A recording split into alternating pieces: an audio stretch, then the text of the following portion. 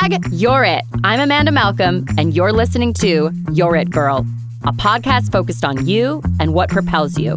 Because that past, it does not define you. Your time is now, and you're it, girl.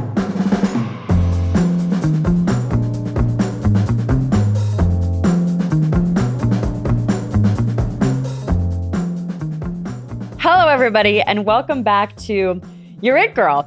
And today, we have a very special guest who is a ghost, a blob, Ooh. as you can see. Yes. So this episode kind of has taken a wild little turn because of some of the things that we're going to talk about. I'm sure you've all kind of now seen with episodes that I've released that a lot of the things that we're talking about create a lot of discomfort for others that seem to be uncomfortable with experiences that someone else has had. So, because somehow it's about others. Because somehow it's about others. And so this particular episode today was going to be very different than how it is now transpired, because now some of the topics that we're going to talk about, it's been suggested that perhaps it would be wise not to share who you are for fear of perhaps maybe being unhireable and not being able to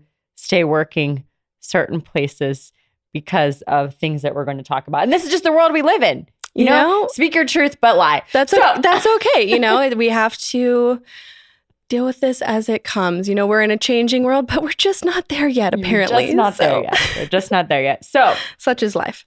Our guest today, as I've released some of these episodes, I've had people reach out to me sort of, unexpectedly, that I didn't expect to share certain things. And so this would be one of those people that I did not expect to hear some of these things from. So, and that's actually one of the reasons and the great purpose really behind this podcast, and kind of one of the things that has really kept me going, because it has not been easy. Some of the things that I have shared, even though I keep saying I have a lot of strength, behind them, there's a lot of things that I've shared that have been very uncomfortable to a lot of people, and it hasn't been very easy.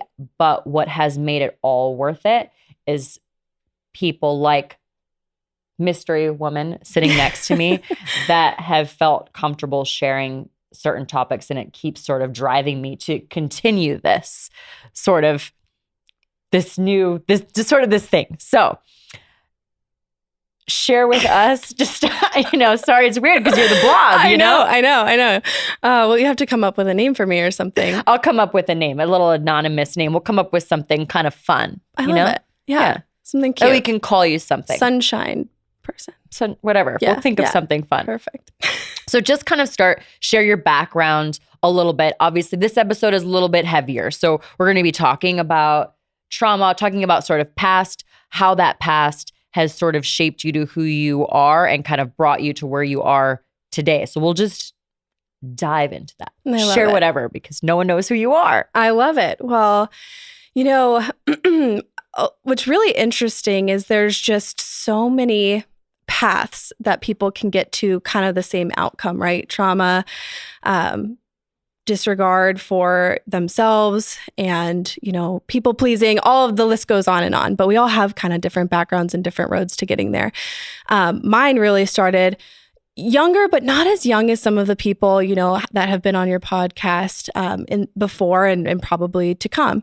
So really my past started, at least sexually, started around, and again, these are arbitrary dates, but around the age of 7. So I was like a good little girl up until 7. And then it all kind of pretty young. It kind of fell apart.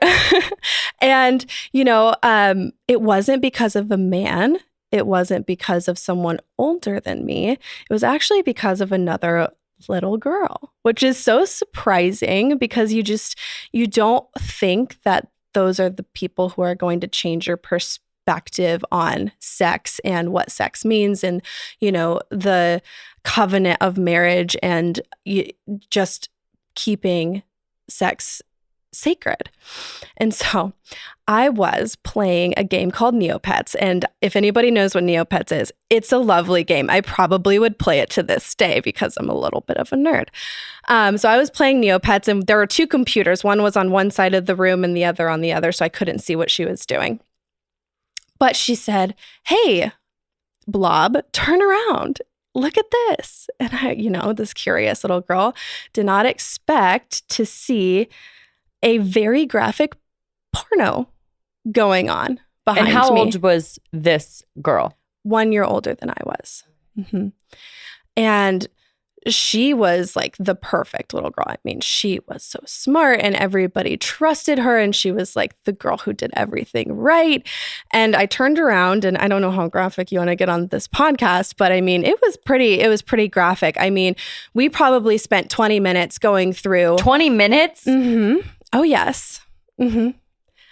Where are the parents? My parents were we're 7. We don't think they're going to be doing I don't even know anything. why I said. I have an 8-year-old. Where were the parents? We're in the kitchen and you're in the Literally, bedroom. Correct. Yeah. I mean, no one would or ever. Outside No one would ever think that 7-year-old girls are going to be in a room looking at crazy lesbian, gay, gang banging, like crazy How was porn. this even found? So she told me she had found a book in her parents' closet that had a website on it. And this website was. Do you think that was true? I don't know to this day. Our relationship after that was really bizarre because her parents blamed me for the whole thing. My parents are just, for everyone, are some of the most amazing parents and didn't know a lot of this stuff was going on because I was really good at hiding things as well because of embarrassment. I mean, you find out these things and you're kind of like, what do I do with this? I can't tell my mom and dad, like how embarrassing. And so they protected her. I ended up telling them that it was her that showed me the site, but they wanted to protect her. So they didn't tell the parents who showed who what. But her parents didn't tell your parents. No, it was my parents. So it was at my parents' house that found it. They found it. Mm-hmm. So she had to go home that night, of course. And your parents did tell her parents? They did, but they didn't tell them who it was that started it, which I find very odd. I actually think that's very kind of them in a lot of ways. That is very kind. I don't know if I would be that kind. I know. That's the thing about my parents is they're so kind. And I got a lot of that from them, which has a very positive effect. And it can also have a very negative effect depending on who you are, right?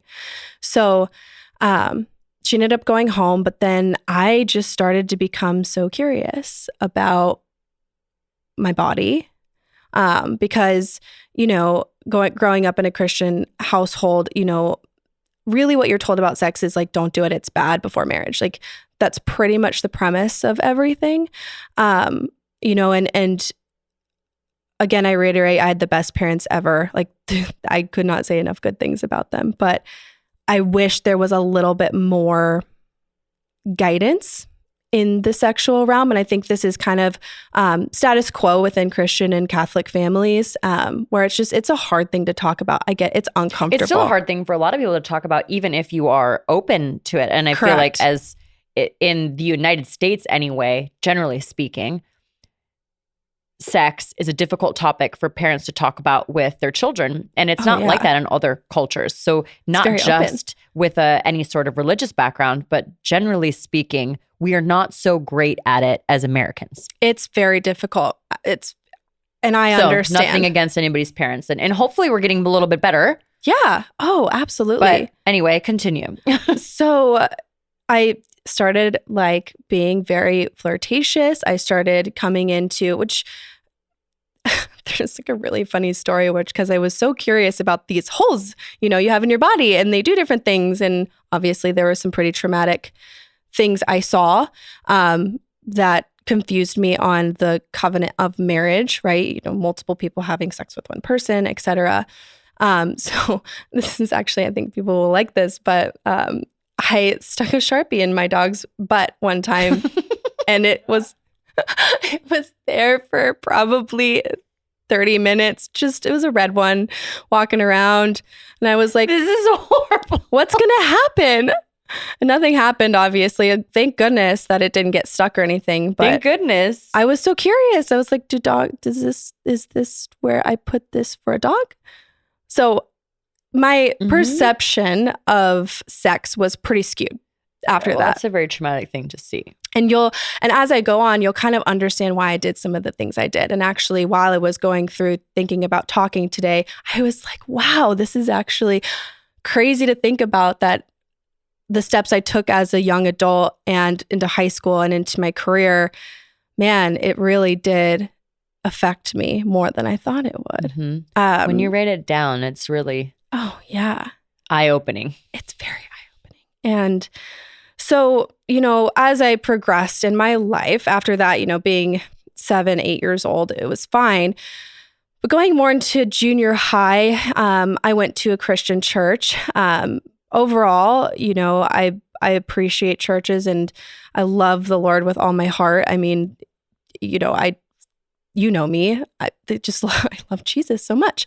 And I did meet one of my best friends when I was much younger. And because, again, I hadn't had any really sexual experience at this point. Around how old are you at this time? I want to say I was 11 or 12, maybe. And I ever since that day, I was kind of obsessed with kissing and flirtation and sex and all that stuff. And I still hadn't had an experience with it. And I really wasn't comfortable with boys at that time. But there was this girl. And because we had watched quite a bit of lesbian porn, I had seen what it was like to be with a girl. And, in the Christian faith, like that's just not what we're supposed to do, right? It's just it's not a good thing. And I won't talk about that controversy. Let's not get into that. But I found myself one night, she was playing dead or something. And I was like, if you don't wake up, I'm going to kiss you. And she didn't wake up. And so like after 2 minutes, I was like, oh crap, like I'm going to have to kiss this girl, my best friend. Well, I kissed her. And boy, did that open up a whole world of things that I was about to experience with the same sex. And I made this decision because it felt so good and she was so close to me. So it felt kind of safe, right? So we would progress and date for, I want to say it was till my sophomore year in high school. So it was a long time. It was all through middle school. It was a really long time. Yeah. And I would progress to be bullied for it. Wasn't, People knew that you were openly dating. When I was going into, maybe it was a little bit later, but when I was going into high school, it started to come out. So this wasn't really very acceptable during this time frame either. No. And so, people, and gosh, my poor parents, I should have told them some of this stuff, but, people at church would be like, hey, like your daughter is being said to be with this girl. And, my mom fearlessly had my back. It was actually, she's so amazing. But I was so secretive and I was so uncomfortable that they didn't know. Mm-mm. And so I'll tell you how they found out. How did you keep that a secret though? I was just very good at it. And I don't know where that came from. I think, with that instance in my life with the pornography and that girl taught me how to keep a lot of things quiet. So I learned that. I went through that with, my young friend. And then in high school, probably my freshman year, I started being bullied because of it. I would eat lunch in the bathroom, and I knew I didn't like girls. It was really comfortable. It was really interesting. I was developing into knowing I didn't like girls. It's just all I had experienced. Like that's it. She is a lesbian now. But I moved out of that phase. Bullied for it pretty bad. I mean, I had stuff written on my lockers, gum put in my lock, like people, I ended up having to go to the principal to... The way that children express discomfort is different than how adults express discomfort. It's very interesting, right? Yes. So, I didn't I didn't really realize how that affected me until I was like, wow, this happened right after I saw lesbian porn. And then all of a sudden, I wanted to kiss a girl, like the Katy Perry song, you know? And I liked it. I kissed her. I liked it. That's Cherry so funny. chapstick. Oh my gosh. Oh my gosh. And that actually reminds me too, you know, during this time that I was with her, you know, I started liking boys, you know, and this is before high school. There was this boy that was older than me, a lot older than me, not where it would be like pedophilia older than me, but a lot older than me. Where it would be statutory rape older? Oh, a little bit, maybe, possibly. What ages are we talking about here? I'm trying to remember. I know it's hard. It's very hard. I've actually been criticized a little bit for this recently about things that I've talked about with my childhood where people say that the events and the dates don't line up exactly. And I'm like, I was 7. Correct. I mean, it's a little fuzzy, okay? And then also when you've got trauma mixed in, it's really, you have moments in time, but it's not exact. It's hard to remember exactly. So maybe like year in schoolish is more helpful. That sort of helped me a little bit. Yeah, I agree. And also, I find it very interesting. It's like when you're, I hit the mic. When you're so young and you're going through that, it's something when you get older and with dates and stuff like that, it's like the two brothers, right? Like for us, we did not let this define us. This is something we get to talk about because we are stronger because of it, because we've made lives for ourselves. We've got great careers because of it, because we did not let what happened in the past define us, and we're okay to talk about it. The people who can give you exact dates, my friends, are the people whose lives are defined because of it. They could tell you every moment, every second of every day. That's a good point. But where are they in their lives, right? Because they let it define them. This whole podcast is in spite of what happened, right? Exactly. So yeah, the dates are fuzzy, but that's because I didn't let those dates define me, right? Mm-hmm. Same with you. Ooh, and I have goosebumps all down my arm. It's true. It is true. It's true. You know, just because I can't remember if it was 7 or 9, like, doesn't make it any less true. So this boy, I want to say I was in junior high in that era of time. And he's in high school. Okay. Inappropriate. Yeah. Inappropriate. Yeah. I mean, he is in a different time, and this was at church.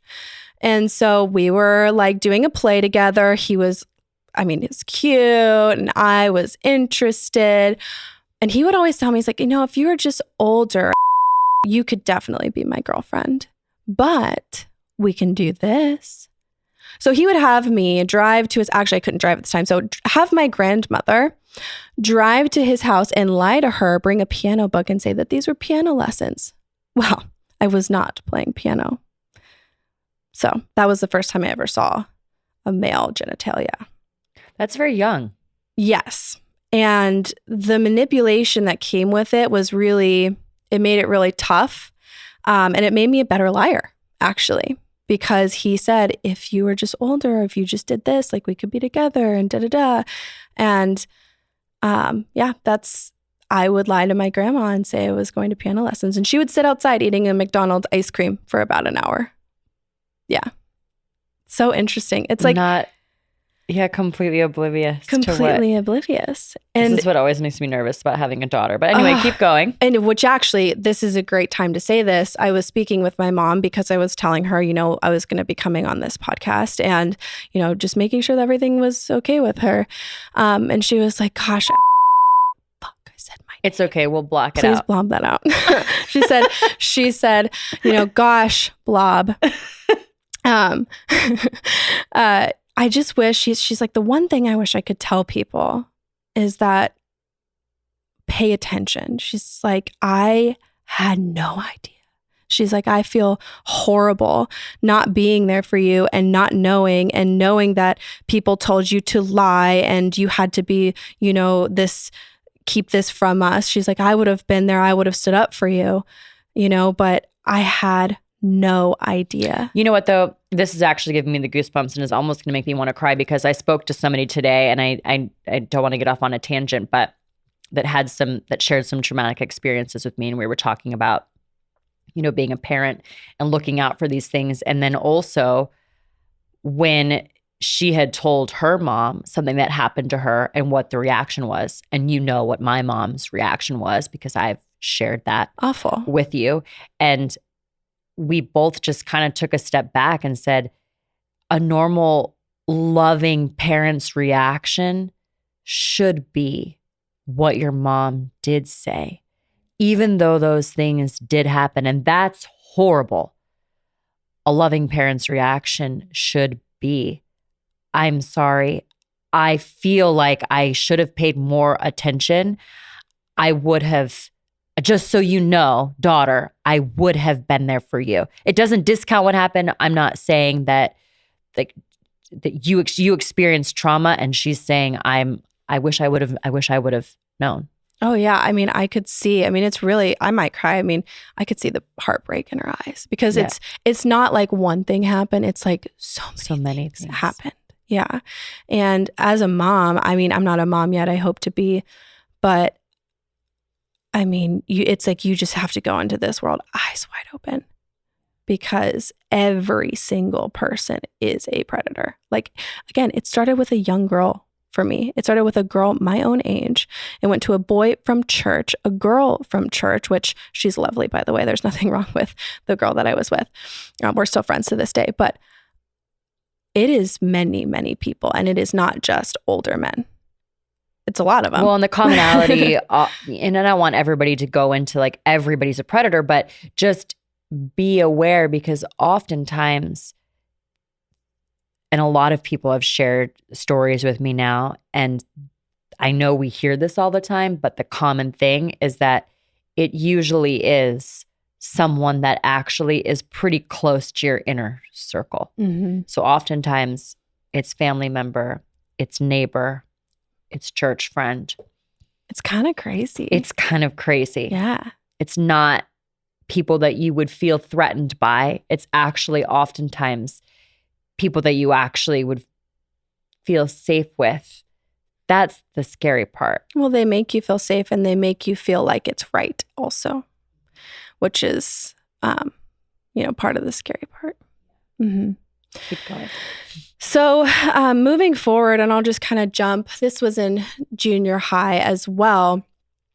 I started getting these. Do you guys remember AIM? Like AIM Messenger? I mean, I am a little bit older than you, so I don't. Maybe this is showing my age, but yeah, there was for sure AIM, showing your age. For sure. There was this AIM thing, and I started getting this like random message from Silver Surfer something, whatever. And it was like, what color underwear are you wearing? I like how, your breasts aren't developed. Da, da, da, da. Oh yeah, super weird. Well, thank goodness I did tell my parents this because I was like, mom and dad, like this is weird. This is a computer. Like, what happened? So, my dad is the most manliest man. He's very manly. And he took that computer and he got his friend who was a U.S. Marshal to look into it. Well, we found out it was my PE teacher. What? Yes. So a couple weird things had been happening. I'm so grossed out right now. I know. And he had never been like pretty weird to me at school, but he was weird with the boys. We found out after this that he was showing the boys porn when we were doing PE, and that he was telling them, what kind of girls he liked that were in our class. It was really bad. He ended up getting fired and had restraining orders. And so system worked on that one. The system worked. Hallelujah. The system worked. Yes, it worked on that one. And, I feel like my view of sex was so skewed at this point too, that my friend and my teacher came up, they pulled me aside, and I can remember this. I can remember what everyone was wearing. And they were like, are you okay? Like, what's going on? And I was like, yeah, I'm fine. Like, what do you mean? It's just no big deal. He's not here anymore. Like, no, it's fine. No big deal. Whatever. I resonate with this. It's probably not the best, not a normal reaction. Not a normal reaction, mm-hmm. no. But I was like, I'm fine. Why are you guys so concerned? I mean, he was a bad dude. It's whatever. But it really affected other people more than it ever affected me. And people were checking on me all the time. Like, was I okay? And he never touched me. It was like, if I'm okay with someone who manipulating me and touching me, I mean, why is this such a big actually deal? fine? Yeah. That's really not a good viewpoint. No. But it all started when I was 7. Very early. Yeah. Very interesting. So that happened. I moved schools quite a few times. I got really sick when I was in the beginning of high school. But when I got into high school, this is really where I started kind of losing myself a little bit. I got, when I was in high school, I hung out with older college people and I got into really some dangerous situations, right? And this is all prefacing because I'll go into the workspace because the workspace is very interesting. But I got into really bad situations with boys because I had so much trust and just this skewed sense of what the world should be.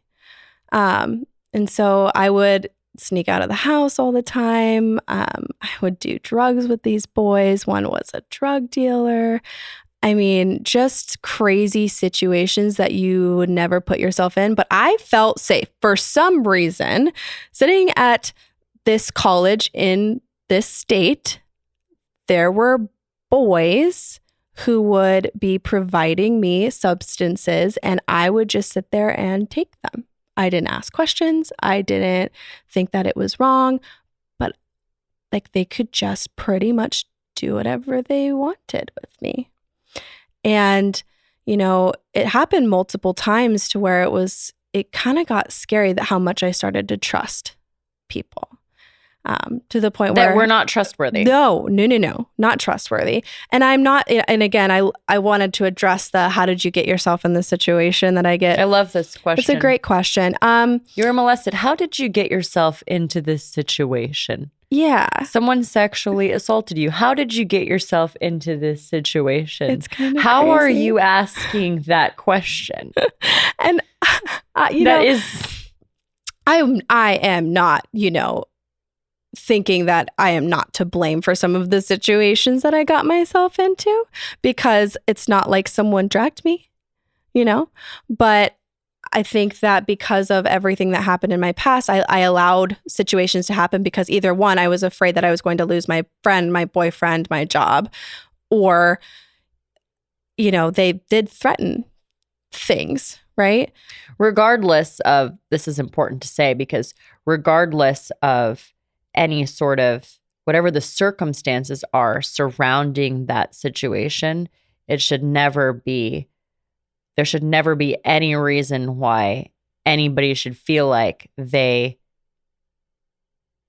can take advantage of you or touch you or do something to you without your permission. Exactly. No matter what you're wearing, no matter what you're doing, it does not give anybody the okay, no matter what those circumstances are, to take advantage of someone and their body. Just wanted to say. Agree. So good to there say. should never be a time where anybody should say, how did you get yourself into this situation? I agree. But this was really this time of my life where I got mixed up with the wrong friends, right? There were girls there as well as not just me and a bunch of boys.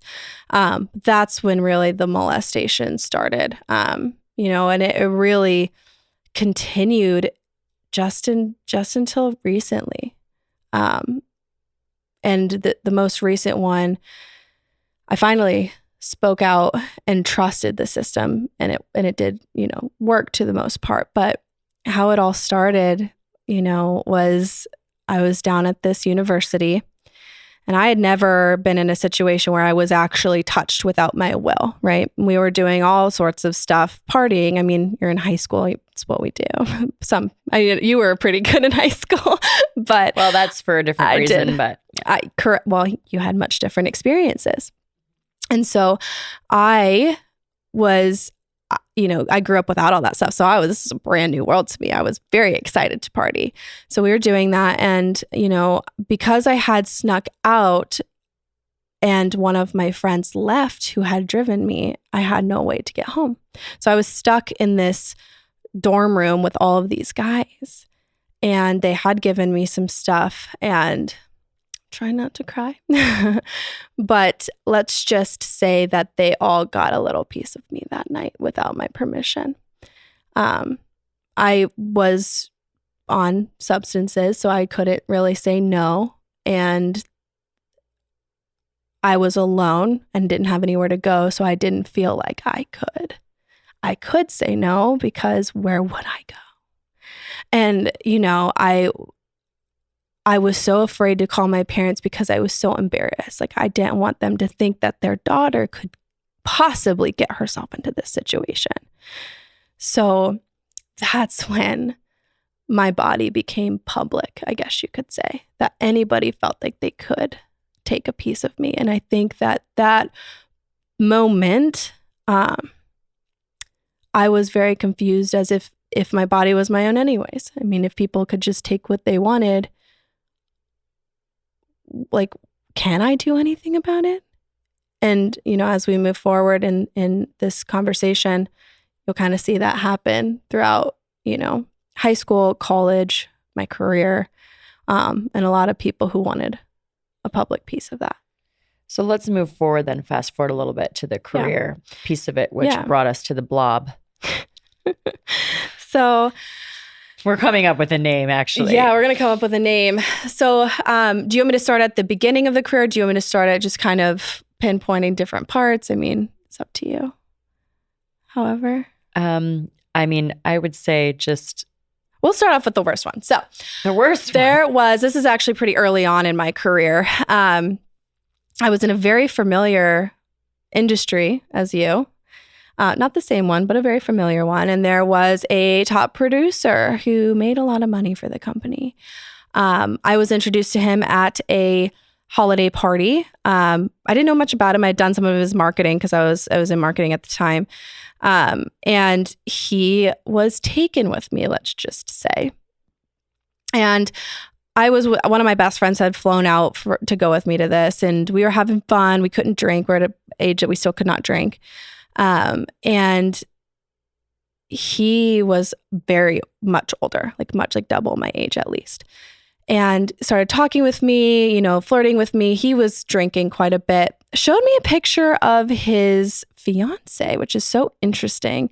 And I don't know why he did that and then did what he did, but ended up, we ended the night. He asked me to drive him and his friend to his car. Was talking about how he was like, no, she's not really my fiance. Like, we're just, we're on the outs. Like, I'm going to leave her. Like, she just sucks. Like saying all this stuff, whatever. So he's like, girls, like, come in, like, let's hang out. We're like, no, like, we're not going to go hang out. And we ended up going into the lobby. We're like, okay, we'll go into the lobby for a little bit. Well, this guy, without like any reserve, starts just macking on me. I mean, and he's a big guy. Like, I could not get away. My best friend was like kind of pushing out. She's like, what the heck, guy? Like, what are you doing? And, he started after that day messaging me and telling me that he was going to leave his fiance, or that he had left his fiance. And he's like, I'm in love with you. By the way, I was 18. He was like old. Like, this was barely legal. And would send me flowers. Like, he would fly in and like try to see me and all this stuff. So there's one time I was like, okay, we'll go to dinner and talk about your marketing, because I'm dumb. I'm super dumb. And you're also 18. In my mind, a child, but keep going. Yes. I talk about that with my own stuff too. And he, wines and dines me. I'm having fun. I'm 18. I'm not sure really like what's going on at this point. And I'm trying to talk about marketing, but, he's quite convincing about everything. And I ended up sleeping with him that night. It wasn't against my will or anything, but it was a lot of manipulation involved. Well, the next day I get a very peculiar email from his fiance, who he told everything to, who threatened my job. Oh, this was sent to my work email. And that time when your heart like sinks to your stomach and you're just like, I feel like the worst person in the entire world. Like, and I want to tell her all the things that he told me and that they weren't supposed to be together. And I'm 18 and he's 38 or something like that. And I'm so sorry. You know, I feel horrible and also angry. So I print it out and I give it to HR, which was a mistake. I gave it to HR, and the HR lady at the time was awesome. She was, you know, inclined to help me. I ended up being written up for it because of my misconduct and my ethics, even though I had just turned 18 and he's 38 and the top producer. Kind of sounds very interesting, right? Oh, it certainly does. It's very interesting. So I was written up. It was probably the most embarrassing moment of my life because I had trusted the system that if an older man had lied to me, I could prove it.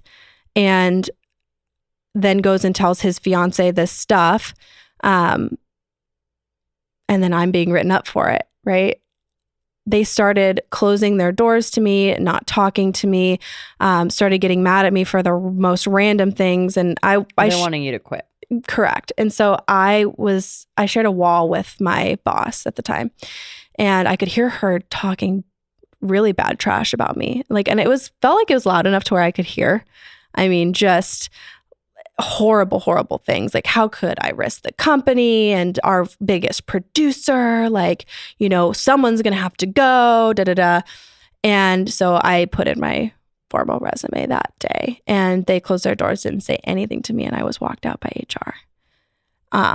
You know, this is why people are afraid to say things. I have always been terrified to say things. And because I was so young at that point, throughout my career, I didn't say anything.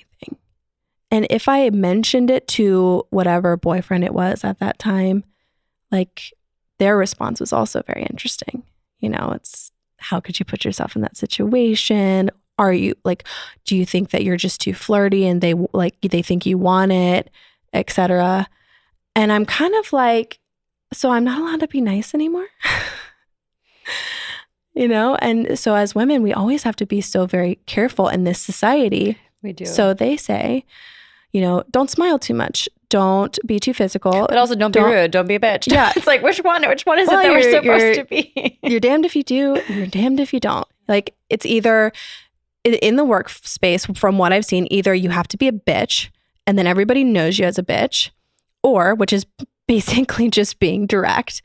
Or yeah, it's actually really funny. And and we all know, like, we know how I feel about men. Like, I really don't have, like, I mean, I love men, you know? Love men, I'm not trying to say anything like negative, but it's really ironic because it's like, as a guy, if you're direct, it's like that Taylor Swift song, you know, like, I was a man, I'm the man. If I were a man or whatever. Yeah. It's like my mantra. I play it now all the time in the car. I love it. Because it's so funny to me because it's like, as a if you're like direct, it's just that, you know, like you're professional. Like, you're professional, yeah. right? It just like goes without saying. If you're a girl and you're direct, it's like, oh, you're such a bitch. Correct. It's like I'm doing the same. Yeah, but on the other hand, and which is I have also been written up for, not really written up for, but let's just say sternly talked to at many places, is if you're too kind, or if you shake a hand the wrong way.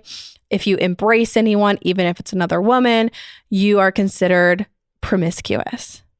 So this is interesting. It's corporate world is weird.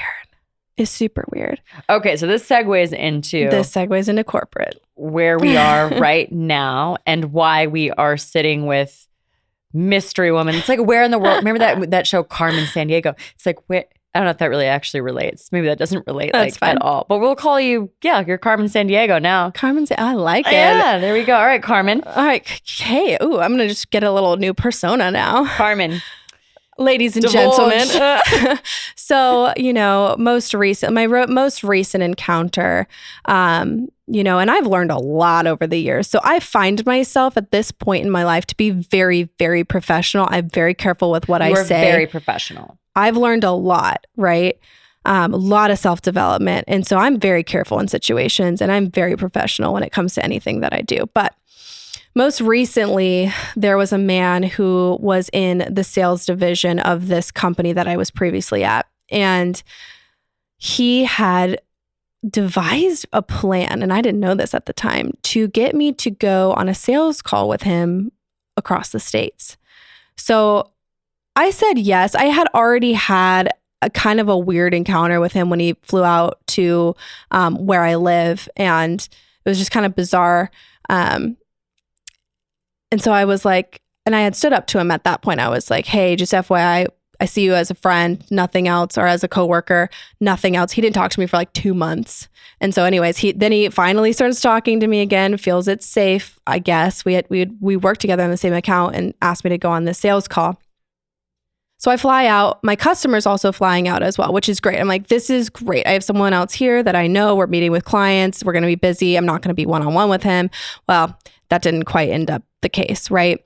So I get there and he is immediately all over me, like just wants to do things with me, wants to know where my room is. You know, I barely had sat my stuff down before he walked in and threw some sort of like gummy on the table with weed in it. And I'm like, this is a business trip. And he's like, come on, you know, have some gummies, be fun. And I was like, no, it's really not my prerogative, but I appreciate it. You know, gives me a weird t-shirt from his high school because I'm pretty sure he peaked then.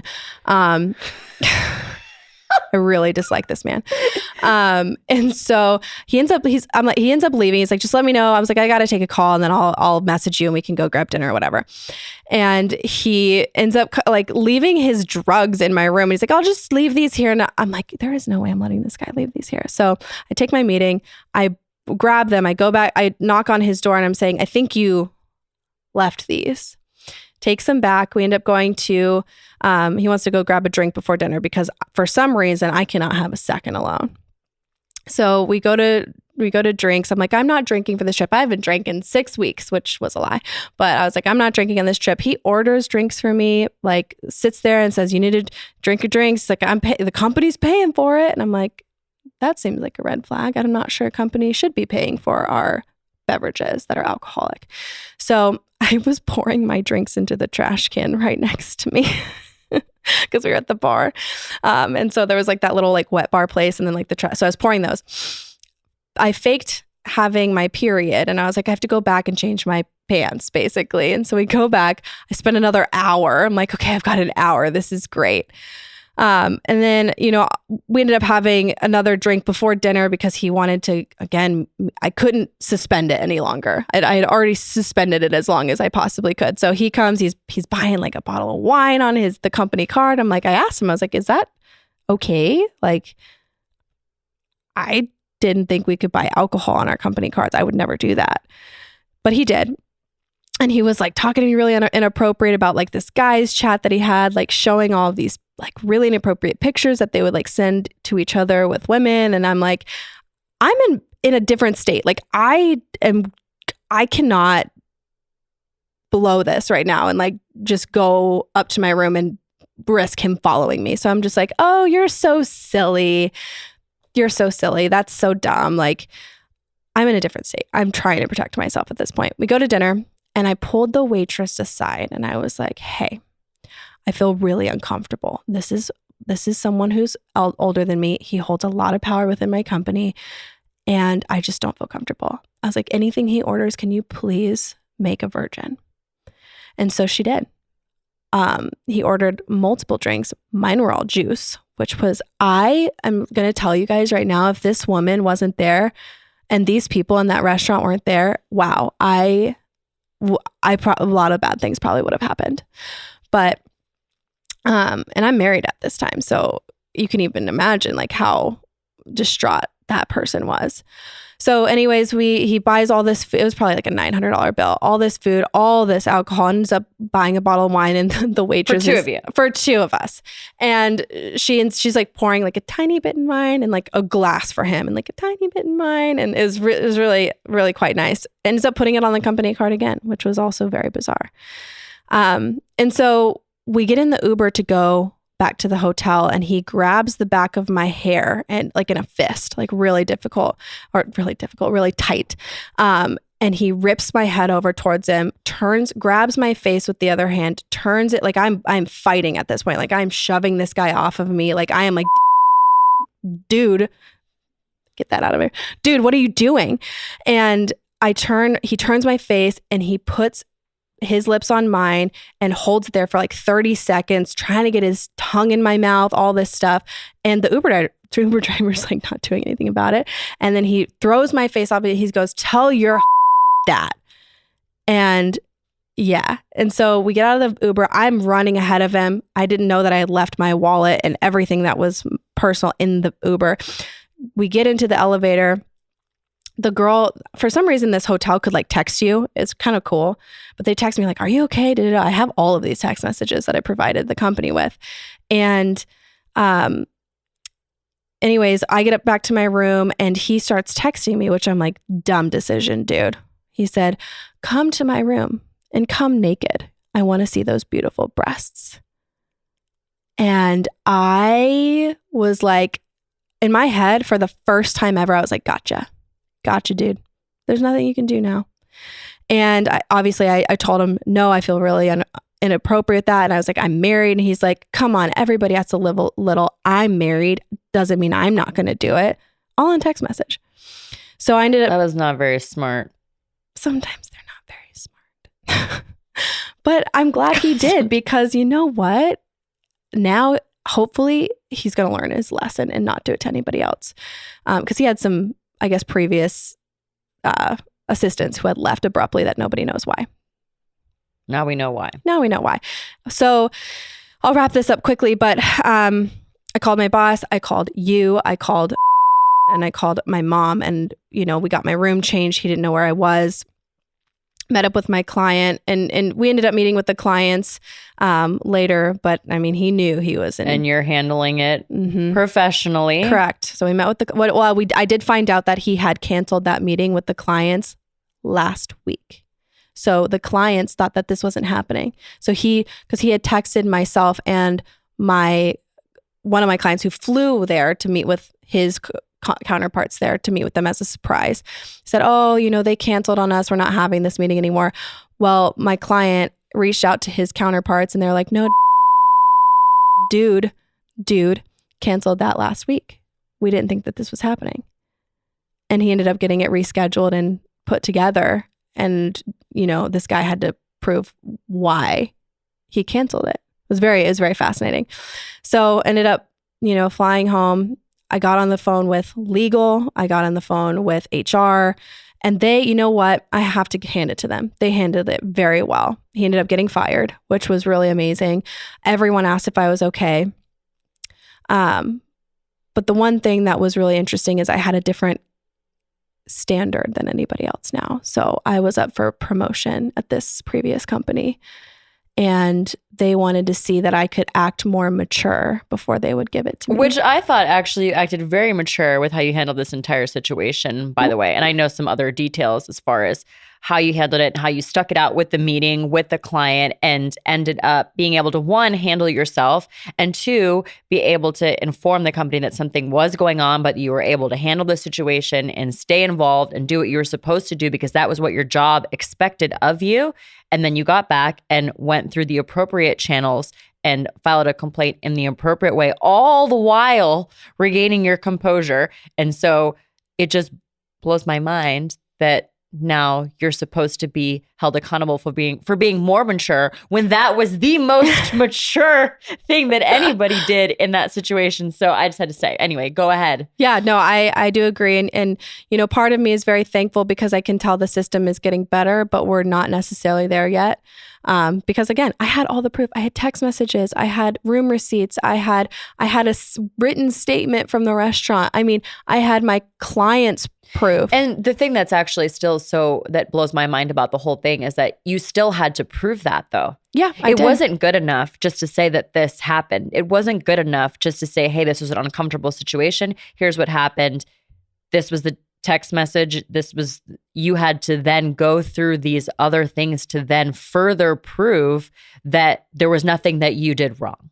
Right. And part of me understands it because from a company's point of view, if he got fired and it came out that I had done something and just didn't say it, they could be legally liable for his termination. So I get it in some ways, but I provided all the proof that they needed. And I expected him to rebuttal and say some things that were untrue just to really save his severance and save things like that, which we've discussed. But they came back to me and didn't tell me. They weren't like, hey, he said this, did this happen? It was like very tactful in the way that the legal team asked me, hey, was there a situation at all during that time where, something could have come up in this regard? Like, it was very sneaky the way that they were trying to ask it, because they were trying to catch me in a lie, basically. And I point blank was like, are you guys saying XYZ? And they're like, well, yeah, we're just trying to figure that out. And I was like, no, not at all. And I also, you better have proof that when you're coming to me with this, like, if there's not proof that what he is saying is true, then what are we doing here? Why am I being questioned? It was very awkward, And so again, I think they did as best they could, but it was still a pretty tough situation. And so he ended up getting fired. We know this. Mm-hmm. And then we're brought to today, where we are right now, where we were going to talk about some topics that are sort of podcast related. And so there's sort of something that was brought mentioned up to that might be a little bit of a problem. Hence, Carmen Sandiego is with us today. Sandiego. I reached out to some people because I was like, hey, I'm going to be doing this. Like, what are my risks, basically? And, some came from my husband, which he made some good points, but others came from another entity at work. And, I was advised to be very, very tactful for what I said and how I said it because of two things. One, it could get me fired, potentially, just because it has to do with sexual harassment. It has to do with potentially open lawsuits. It's a very uncomfortable situation. So one, be careful there. But then also to be rehireable, because anybody can find anything on you. So just a word to the wise, whatever you put out there is out there forever, right? It can be found. And no matter what the situation or who's at fault, it still puts you at risk to be hired because you are a risk. Even if it wasn't your fault, even if it was extenuating circumstances, even if it was rape or molestation, I could potentially be unhireable. And so now I am invisible. Mm-hmm. However, we felt that it was very important to share this. Some of these topics obviously are not things that I have experienced, but now talking about these things so openly, it's sort of brought to light a lot of people coming to me with situations that they haven't told anybody before. And I commend you for your strength in doing it publicly, because I do know some of these things that we've talked about before. But I think overall, you and I have had these conversations, and a lot of women and men have had experiences like this. And a lot of times we're just keeping them locked up inside. And so not everybody needs to come on, a podcast and say these things publicly. But when you do have the strength to do that, I know that it resonates and touches so many other people, and hopefully gives them the confidence to be able to talk about it in a way where they don't feel judged, or at least they're letting it out and not keeping it inside. And I know that what you shared is going to do that for many people. I hope so, because the corporate world, it's a tough one.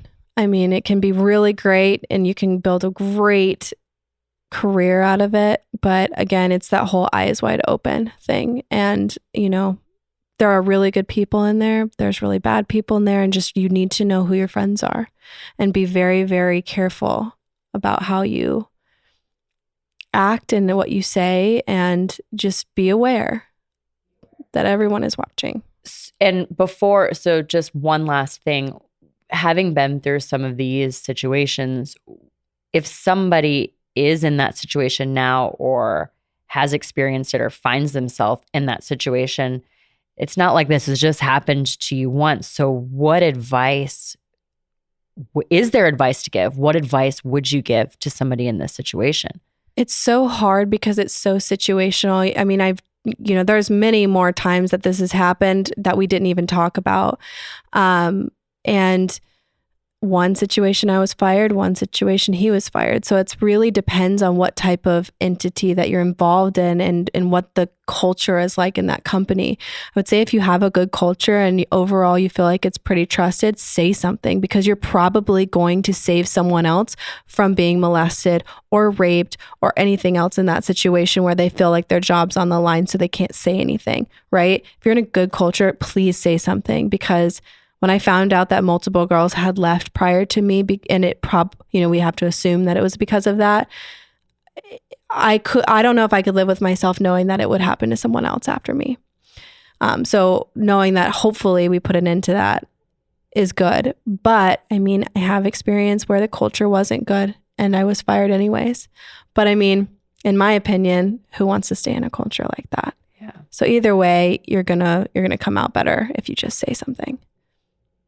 But make sure you have proof. Usually I end this with, how do we find you? But you're not going to find her, because I will always be a mystery. Mystery woman, Carmen Sandiego, jet setting off to somewhere else. So if you do have any comments, you can reach out to me at You're It Girl on Instagram or on TikTok. So in the meantime, mystery woman, I'm ending this like so positively. I actually should be like, this is actually a really heavy topic and a really heavy we're positive subject. People. That's but who yes, we are. These things do not define you. And I think that I'm very grateful for you coming on and being able to talk about them so openly behind a shield. Behind a shield. Of protection. That's Your It Girl.